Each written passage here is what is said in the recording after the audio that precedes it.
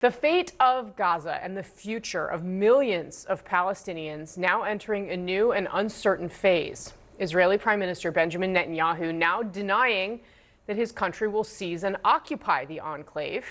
Writing on the platform formerly known as Twitter, Netanyahu said this, quote, "We are not going to occupy Gaza. We are going to free Gaza from Hamas," end quote. He felt compelled to put out that tweet after intense backlash within Israel and around the world after his security cabinet approved a plan for the Israeli military to seize and control Gaza City, which until the war had been Gaza's most populous. Here's what Netanyahu said the day before this was announced. Will Israel take control of all of Gaza? We intend to, in order to assure our security, remove Hamas there, enable the population to be free of Gaza, and to pass it to civilian governance. That is not Hamas and not anyone advocating the destruction of Israel. So almost 2 years into this war, Netanyahu is now under immense pressure, both at home and abroad. Today, family members of the 50 hostages still held in Gaza held a Shabbat dinner outside the defense minister's home in protest. Yesterday, other hostage family members sailed toward Gaza, urging an end to what they called an endless war. But the reality is that Netanyahu's power is, for the most part, unchecked here, and that has led some others to call on President Trump to exert his influence over the Israeli prime minister. Over 600 retired Israeli security officials penned a letter to Trump urging him to pressure Israel into stopping the war. And here is one of Israel's former prime ministers on CNN earlier today. President Trump is an enormously powerful leader. He has this power in order to use it in a way that can make a difference. Take the leadership and force the Israeli government, because you are the only person that can force the Israeli government to do what needs to be done, and you're the only one that can do it.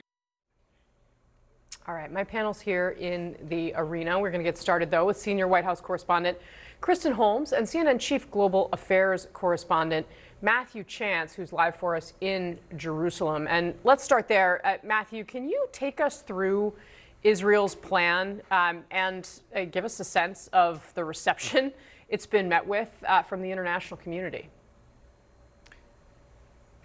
Yeah, well, we don't have all the details of the plan. I mean, what we do know is that it's supposed to get underway on October the 7th. That date was picked on purpose, of course, to coincide with the 2 years since the massacres led by Hamas in southern Israel. We know that it's going to involve the mass movement of people from Gaza City, which is the most densely populated area of the Gaza Strip, still not under full Israeli military control, move them out to the south of Gaza, where they're going to set up humanitarian sort of evacuation centres where people can get supposedly some kind of humanitarian aid there, which Israel says it will provide. And it would clear the way in Gaza City, this is the theory, for Israel's military to attack and destroy Hamas, finally, after nearly 2 years of trying to do that.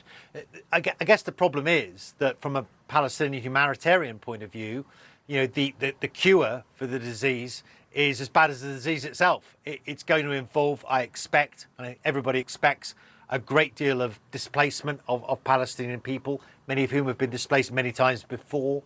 It's going to mean no humanitarian aid for people who stay in Gaza City, and it's probably going to mean a lot more deaths as well. We've seen tens of thousands of people killed so far.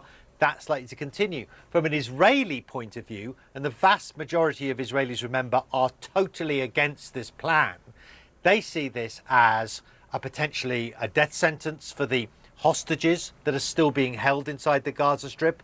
There are 20 of them who are still believed to be alive, 50 in total, but 20 still believed to be alive.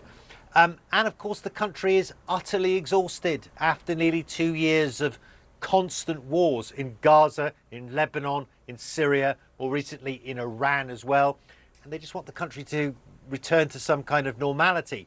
There's only one real group in Israel that wants this, and that's the hardline right-wing coalition partners of Benjamin Netanyahu, the Israeli Prime Minister. They've been pushing hard for a full occupation of Gaza for a long time now. They want to build Jewish settlements there. They're saying that publicly. And, you know, if they leave, if Netanyahu loses their support, his government could fall. And so this is being seen by many Israelis as a political move rather than a necessary one. Right. And so, to that point, being about the politics, of course, suggests that Netanyahu perhaps amenable to hearing from the U.S. president. I shouldn't say amenable, but perhaps Donald Trump could exert some influence over him. Kristen Holmes, what are you hearing out of the White House about this right now? Yeah, and just one thing to make clear here. I mean, we have seen nothing but Israel and the United States be in lockstep. So it would actually be notable if Netanyahu had not briefed the White House that this was going to happen, or at least that he was putting forward this idea. And I will note that after the report started circulating that Benjamin Netanyahu wanted this takeover of Gaza, President Trump was asked about it and said that it's really up to Israel. They can do anything, it's their decision, anything outside of humanitarian aid in Gaza. We haven't heard from the president on this issue today. We're actually seeing him currently for the first time. He's in the East Room with the leaders of Azerbaijan and Armenia. They are signing a peace agreement. It is likely he will take questions and this issue will come up. But we did hear from Vice President J.D. Vance. He was sitting down for a bilateral meeting with the United Kingdom's foreign secretary. Here's what he said.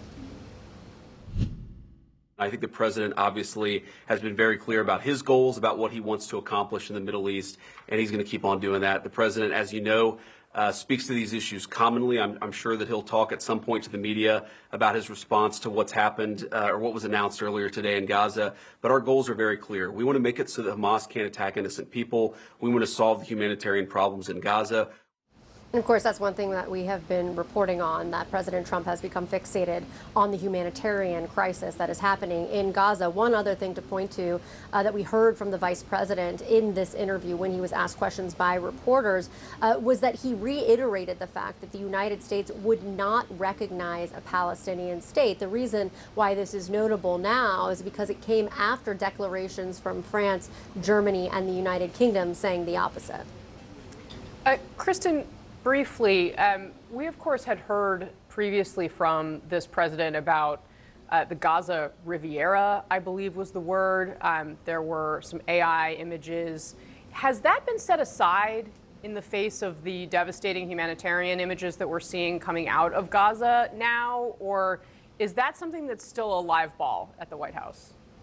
Well, Casey, I would say anything is a live ball at the White House. I would never rule literally anything out that you could possibly throw at me. But right now, I can tell you that President Trump has been fixated and talking to his team about the humanitarian crisis in Gaza after seeing images of that. That has been something that he has been focused on behind the scenes and publicly. We have heard him talking about that.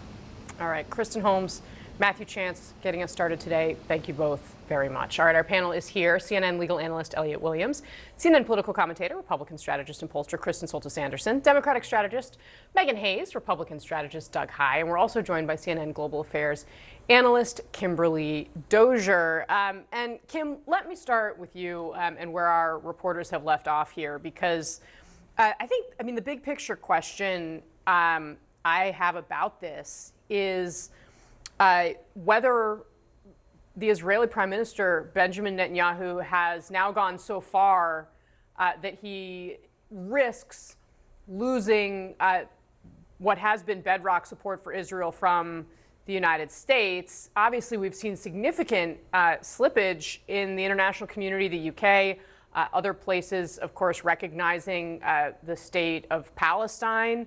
How do you look at this, and how would you frame up the calculation, the trade-offs that Netanyahu is making here? Well, ironically and devastatingly, Hamas's original goals of October 7th to cause Israel to react in a way that would alienate the rest of the world, that seems to be continuing to succeed. Because by Hamas rejecting the 60-day offered ceasefire and coming back with its own proposals, that stymied that. And now Israel, with U.S. backing, has gone for essentially almost the maximum campaign. Now, there's a term of art that Netanyahu is avoiding using by saying he's not occupying Gaza. Of course, Elliot can weigh in on this. That means under international law, Israel would not be responsible for governing Gaza. So perhaps that's what he means. But they are talking about taking control of the rest of the territory that they don't yet control, about a quarter of the Gaza Strip. And that means displacing the most populous area, which will surely mean civilian casualties. It'll threaten the hostages because Hamas has said if the Israeli troops get close, they'll kill them. But he's put himself in a corner because his ultra hard right coalition that is keeping him in power, this is what they want. So I don't see a way for him to backtrack. There also seems to be that he's reaching for this possibility of, Trump 2.0 means he can double down on what he got in Trump 1.0 when he got the recognition of Jerusalem and the Golan Heights. This time he might get the annexation of the West Bank and some sort of de facto permanent Israeli control of Gaza.